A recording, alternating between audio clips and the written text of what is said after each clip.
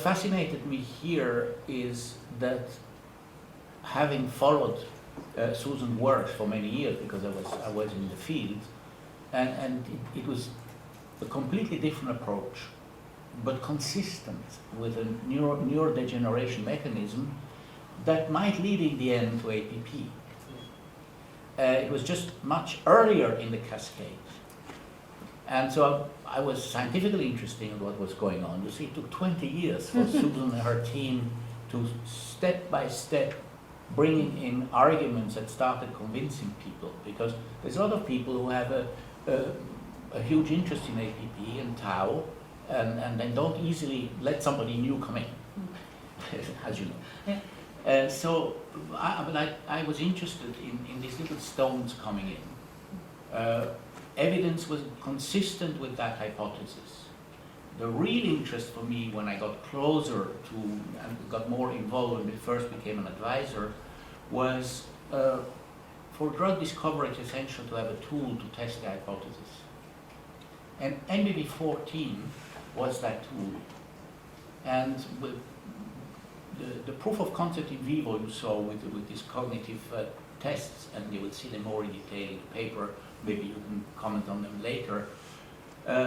This positive proof of concept in an animal model with NBP14 was again consistent with the whole hypothesis.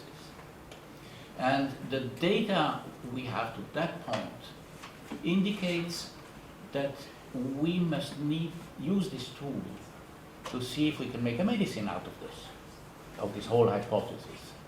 Now, you know, life changes when you start thinking like that. It gets very difficult. But you have to do it. One, Susan mentioned it, Alzheimer's is probably one of the largest medical needs in our societies that are getting always older. And anyone who can make a contribution, a positive contribution, will have a huge impact on patients, but also on society. Not to say that you can make a lot of money, probably too, but that's not the primary thing now. With NBB14, we are putting together all the data that we need to go to the next step. And the next step, in this case, before you can go to man, this is an experimental drug, and that's a drug that's never been tested before.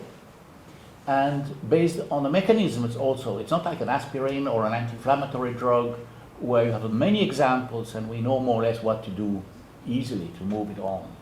Here we're going into new territory. What we do know is that by now, because of all these other drugs, the methods to test effect on Alzheimer's disease are quite well known and useful.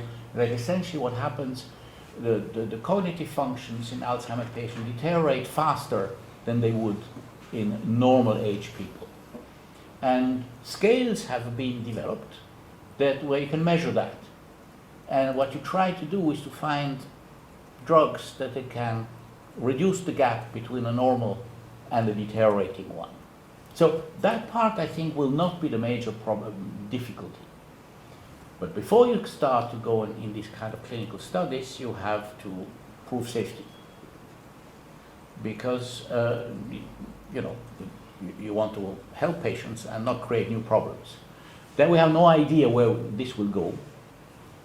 We know that we have in animals a dose of NBP14 that can show this cognitive effect, positive cognitive effect, at doses where you don't see any obvious negative side effects.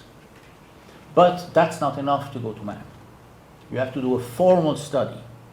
And what you aim for is what we call a therapeutic window.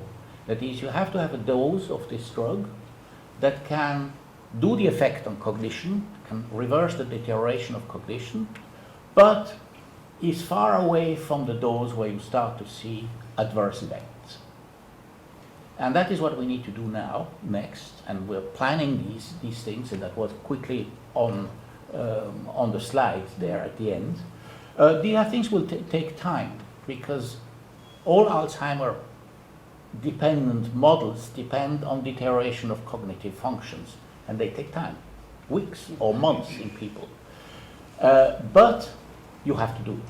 Because if you don't do it, it's clear that we'll never know the answer. We don't know if NBP14 will be the drug that will make it all the way to the end. You know, at this stage of development, the probability of success usually is not that high for all drugs.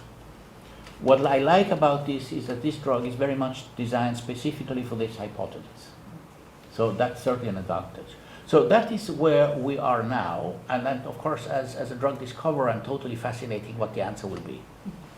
And that is why I agreed from an advisor to also try to help on the board to bring in these drug discovery aspects, because they are becoming now extremely important after Susan has given us the basic science arguments that we needed to get to this point.